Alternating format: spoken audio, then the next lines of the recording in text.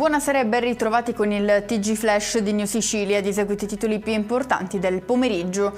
Spunta anche il nome dell'assessore alla sanità Daniela Faraoni tra gli indagati dell'inchiesta sui presunti appalti truccati a Palermo. Il reato contestato è di abuso d'ufficio, abrogato nel 2024 con conseguente archiviazione del caso. Aperto un tavolo tecnico dopo il caso del bambino picchiato a Catania, di cui è stato diffuso il video sui social, un episodio che ha sollevato un ampio dibattito e che ha reso necessario disporre l'avvio di un'indagine conoscitiva interna per accertare ogni singola responsabilità.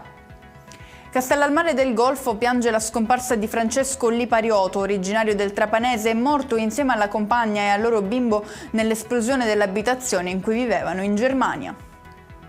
Prosegue una modesta attività effusiva alle bocche eruttive dell'Etna, lo comunica l'Istituto Nazionale di Geofisica e Vulcanologia Osservatorio Etneo, che sottolinea la presenza di flussi lavici attivi nei pressi di Monte Simone. Chiudiamo con le previsioni meteo per domani. Si attendono in Sicilia piogge sparse alternate a schiarite che interesseranno gran parte della regione. Temperature ancora in calo, attenzione ai forti venti. E con questo è tutto, prossimo appuntamento domani alle 13:30. Grazie per averci seguito, buon proseguimento di serata.